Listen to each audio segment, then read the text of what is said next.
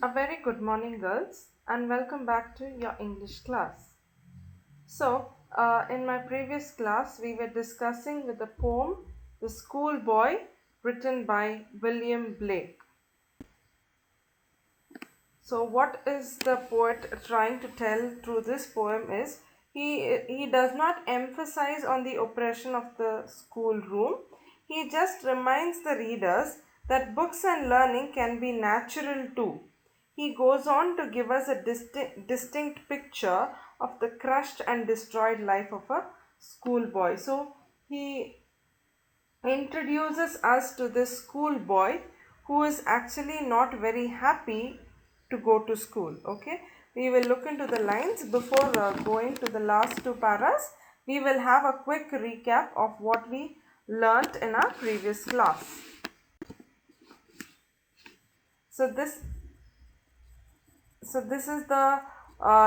these are the lines from the first two paragraphs where the poet Blake introduces the readers to his main character and the speaker of the poem, and the poem is told from the perspective of a young schoolboy who feels that he is trapped in the monotonous way of attending his school. So he speaks with the concerns of an older man, projecting the emotions and beliefs of the poet here.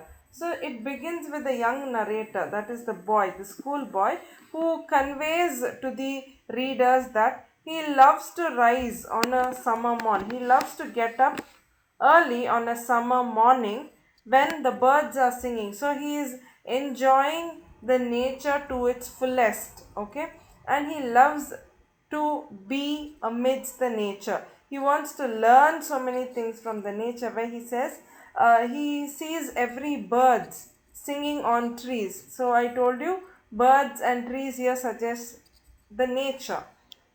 The distant huntsman winds his horn. Huntsman, I told you, hunter, winds his horn. So, in a far off distance, he can hear the hunter who is blowing the horn. And he also says that he enjoys singing along with the skylark. Skylark is a kind of a bird. And he says, "Oh, what a sweet company." So, he is enjoying the company of the birds, the early morning, the huntsman blowing his horn, and he is in love with singing with the skylark. So he is very happy with this kind of a company.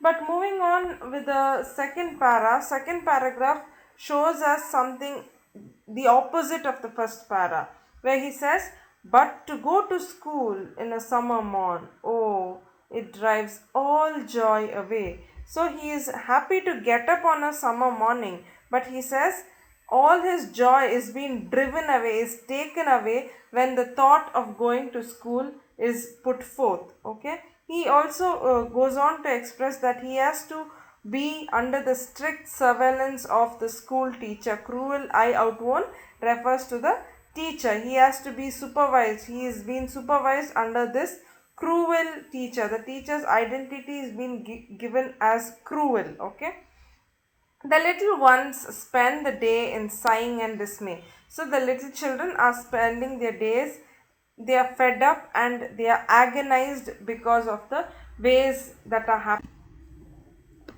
Ha, then at times I drooping sit. I told you, ha, it shows the pain. Okay, he is without any expectations, with all the agony he is sitting, and he knows that his life is going to be really miserable. So he says, then at times I drooping sit. Drooping, I simply sit. Okay, and he says, I'm spending many an anxious hours, irritating hours in the school. And he says, in my books I cannot take any kind of delight. In his books he is not able to take any kind of happiness, nor sit in learning's bower. Learning's bower, it is referred to the school. Bower, I told you, it's a German word which refers to cage. Worn through with the dreary shower. Dreary shower, again he is irritated with whatever. He is tired, he is helpless with all the activities that are there in the formal way of education. He wants to be free with the nature. So initially the poem begins with a happy tone. The mood of the poem, he is very happy, but as the paragraphs go, he starts questioning. He is putting out his agony, his pain through these lines. How can a bird that is born for joy sit in a cage and sing? So he is questioning now. How can a bird? So he is referring himself to the bird that is being caged. Okay. How can a bird that is being caged, can you expect a bird to be very happy inside the cage? No, because the bird is born for freedom. The bird symbolizes, any bird for that matter symbolizes freedom. In the same way, this small boy wants to enjoy, but he is being caged inside a school. How can a child, when fears annoy, but droop his tender wing? So, how can a child, when fears the strict surveillance, when he is under the control of the strict teacher, how can he be free? How can he be freely enjoying and expressing himself? He says he is desperately wanting to be amidst the nature. Nature can be the best teacher, but nature cannot nurture us throughout our life. Okay, and forget his youthful spring. So, how if I'm going the same way, I will be agonized more and more, and how can I spring youthfully? How will my childhood be? So these are few questions that he is putting forth through through these lines. So we have completed 4 paragraphs in our previous classes. So the next is going to be the 5th paragraph. O father and mother, if buds are nipped and blossoms blown away, and if the tender plants are stripped of their joy in the springing day by sorrow and care's dismay. So here the poet throws a light or gives a piece of advice to the parents. So from the beginning he is generalizing his pain and agony. Now there is a question that is put forth, or there is a piece of advice that is given by the poet William Blake to the parents, where the question is to the parents. The it is a question. Don't you think the parents, see, all our parents want us to achieve more or get the highest degree in our life, but he advises, the poet here advises or tells the parents that we can make education easy, but what are we parents, what are the parents trying to do? They are making it a punishment. Okay, they are forcing their ideas on the children. The children themselves, they have to fence their own way. We as parents should not impose our ideas and thoughts. So that is what the poet says. And he says, if buds are nipped means plucked. So if you want a plant, so if you want a flower to bloom, it has to be protected right from the bud.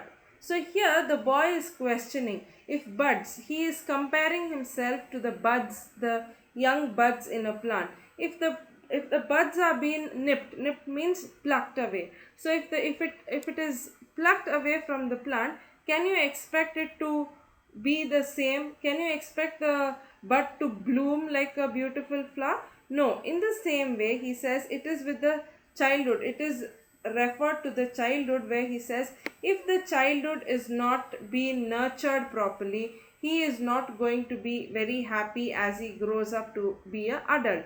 So, but if you want me to flourish, but if you want me to flourish in my future days, he says you have to give me the full freedom of childhood. So it is that phase where we learn. Okay, childhood is a very important phase. So as I was telling in my previous class, if you wouldn't have good memories, you will never remember that part of your life. Okay, you will always tend to forget it. Because your childhood was very happy, you tend to share it with everyone. It is the same way. Childhood is the phase where you learn what is good and bad, what is right and wrong. But here there is no choice for the boy at all. He says, you are nipping me, you are plucking me out of it. If buds are nipped and blossoms blown away, and if the tender plants are stripped out, stripped means it is cut out from the root. If the tender plants, the young small plants, when they are growing, you have to protect them with lot of care and concern. If you don't, it will not grow or bloom into a beautiful plant. In the same way, if children are not given the right freedom to choose whatever they want to do when they are young, they are going to have a very bad adulthood days. So that is what the boy is trying to tell.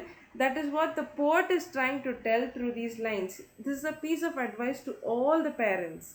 If tender plants are stripped of their joy in the springing days, that is the childhood days. If their joy is being taken away, can you expect it to bloom very beautifully? So there is a plea from William Blake through this schoolboy, where he's stating that, "Oh, father and mother, I beg you, please don't nip me as a bud. Let me bloom the way I want. Do not force me with what I don't want to do." So that is the plea. Again, if the plant are pulled off, it is worn out from the root, the springing days, the nurturing childhood days wouldn't be happy at all. It would be filled with sorrow and care's dismay. Care, again, dismay is agony. The whole childhood will be filled with sadness and pain.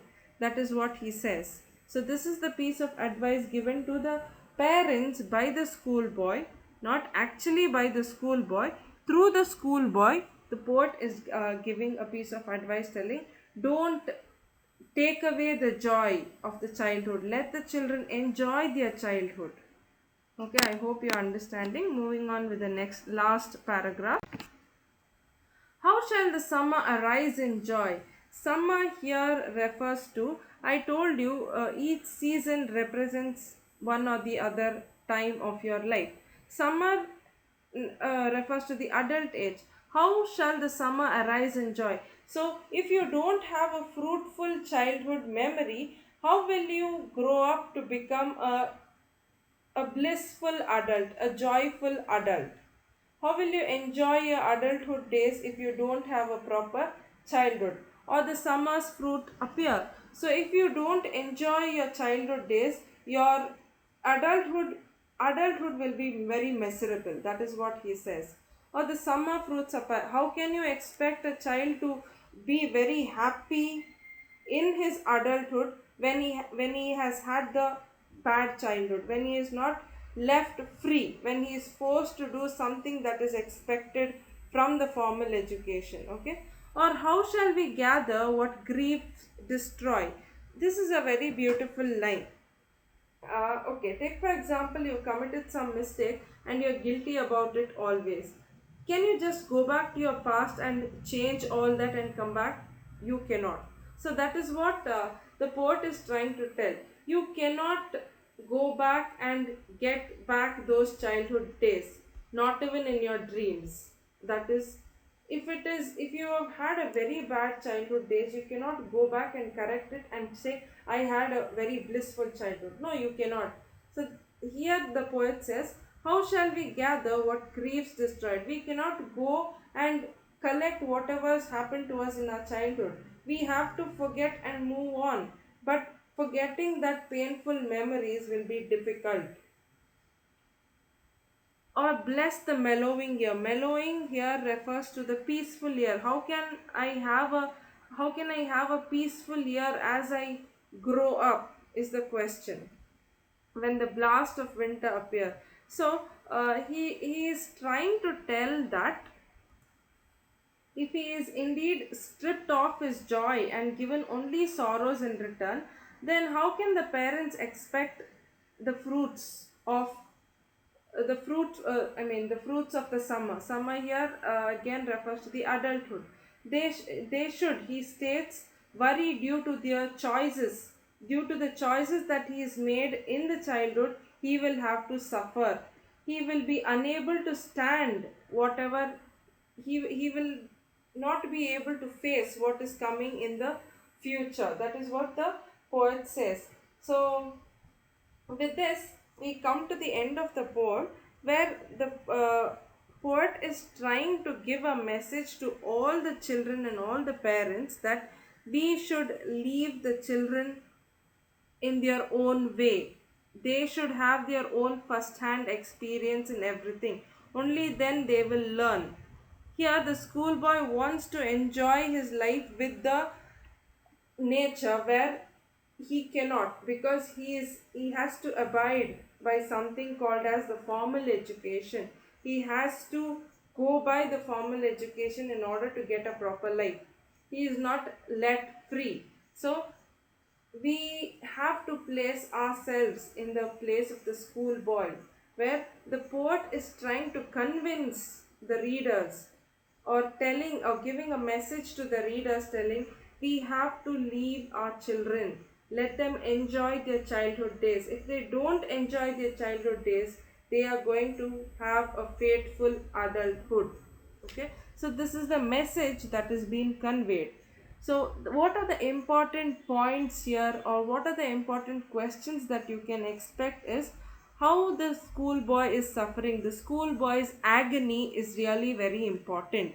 The next one is the theme representation. How is the theme, the sorrow of the schoolboy, how is it brought out through the poem? This question is very important.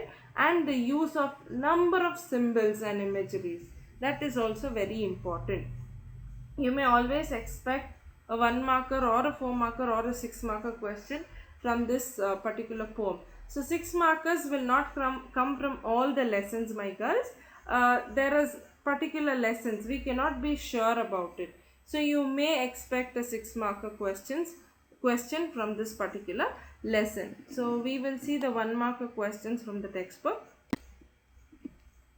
Yeah. Who do you think I refers to in the poem? So, who is the I here? The I refers to the schoolboy. I repeat the answer.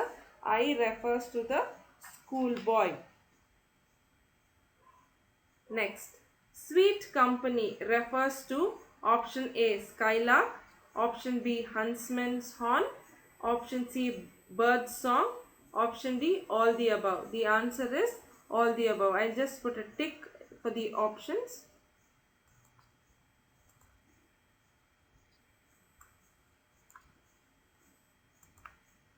So the answer for the second question is all the above.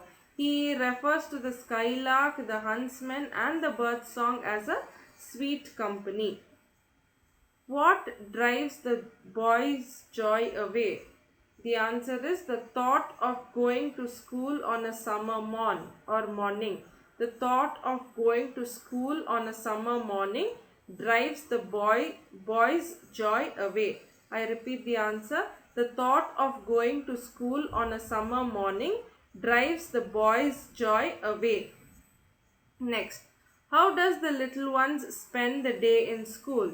The little ones spend the day in school in sighing and dismay. Sighing, sighing and dismay. The answer is there in the textbook. Just check. Okay. Next, what does cage stand for in the poem? The cage stands for the school.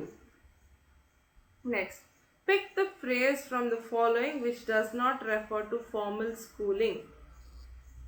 The options are buds are nipped, fruits are gathered, plants are stripped, blossoms are blown away. So the answer is fruits are gathered. I'll mark it.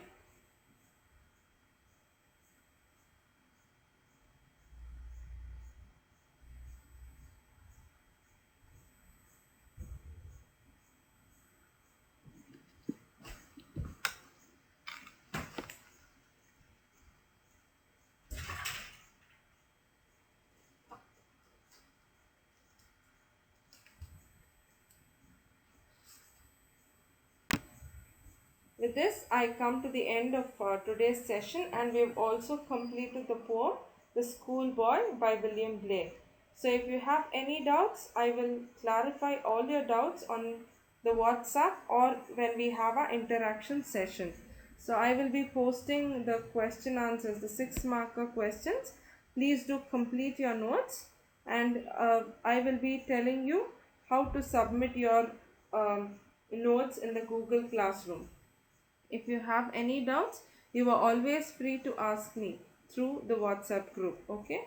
Thank you, girls. God bless you. Have a very great day ahead.